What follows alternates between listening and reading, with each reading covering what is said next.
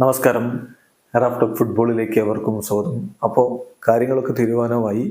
Euro കപ്പിൻ്റെ group സ്റ്റേജിലെ മത്സരങ്ങൾ പൂർത്തിയായി. ആരൊക്കെയാണ് റൗണ്ട് ഓഫ് 16ലേക്ക് എന്നുള്ളത് വ്യക്തമായി കഴിഞ്ഞു. നമ്മൾ റൗണ്ട് ഓഫ് 16 ഫിക്സറും ഗ്രൂപ്പിലെ സ്റ്റാൻഡിങ്ങും ഒക്കെ ഒന്ന് വിശദമായിട്ട് പരിശോധിക്കുകയാണ്. ഗ്രൂപ്പ് എയിൽ ജർമ്മനി, സ്വിറ്റ്സർലൻഡ് ഈ ടീമുകളാണ് റൗണ്ട് ഓഫ് 16ലേക്ക് കടന്നിരിക്കുന്നത്. ജർമ്മനി 7 പോയിന്റോടെ ഒന്നാം സ്ഥാനത്ത് ഫിനിഷ് ചെയ്തപ്പോൾ 5 പോയിന്റോടെ സ്വിറ്റ്സർലൻഡ് രണ്ടാം സ്ഥാനത്ത് ഫിനിഷ് ചെയ്തു.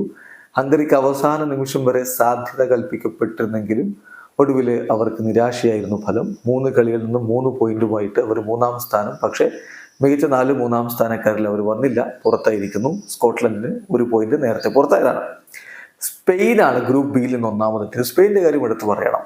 ഈ യൂറോ കപ്പിൽ ഗ്രൂപ്പ് സ്റ്റേജിലെ 3 കളികളും വിജയിച്ച ഒരേ ഒരു ടീമേ ഉള്ളൂ, അത് സ്പെയിനാണ്. 3 കളികൾ 3 വിജയിച്ച് 9 പോയിന്റോടെ അവർ ഒന്നാമതെത്തിയപ്പോൾ 3 കളികളിൽ നിന്ന് 4 പോയിന്റുമായിട്ട് ഇറ്റലി രണ്ടാം സ്ഥാനവും കൊണ്ട് റൗണ്ട് ഓഫ് 16ലേക്ക് കടന്നു.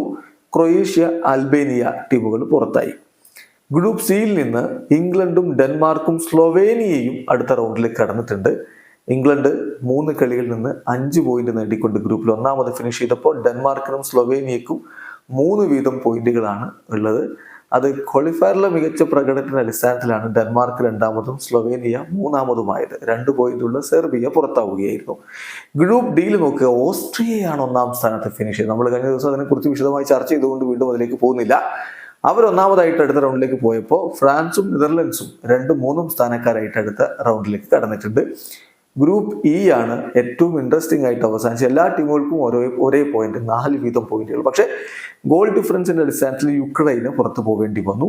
റൊമേനിയ, ബെൽജിയം, സ്ലൊവാക്യ ടീമുകൾ അടുത്ത റൗണ്ടിലേക്ക് കടന്നു. ഗ്രൂപ്പ് എഫിൽ നിന്ന് പോർച്ചുഗൽ 3 കളി 6 പോയിന്റ്, തുർക്കിയെ 3 കളി 6 പോയിന്റ് അടുത്ത റൗണ്ടിലേക്ക് ഉറപ്പിച്ചു.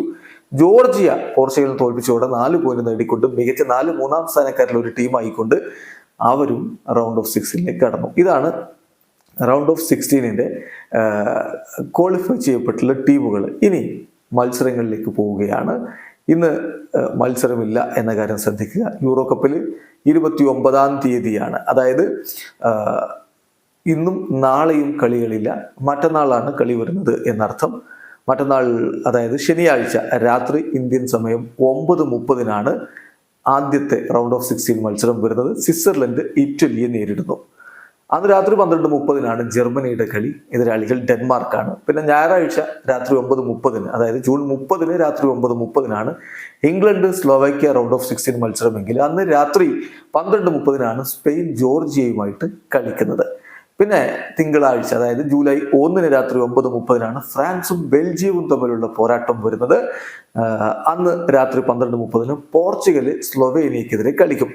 പിന്നെ ജൂലൈ 2, അതായത് ചൊവ്വാഴ്ച രാത്രി 9:30 റൊമേനിയ നെതർലൻഡ്സുമായിട്ട് കളിക്കുമ്പോൾ അന്ന് രാത്രി 12:30 ഓസ്ട്രിയ തുർക്കിയുമായിട്ട് കളിക്കും. ചുരുക്കത്തിൽ കിടിലൻ പോരാട്ടങ്ങൾ നമ്മുടെ മുന്നിലേക്ക് വന്നിരിക്കുകയാണ് എന്നർത്ഥം.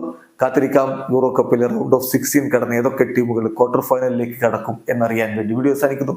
ഫുട്ബോൾ ലോകത്തെ കൂടുതൽ വിശേഷങ്ങളുമായി റാഫ്റ്റോക്സ് കൊണ്ടുവരാം.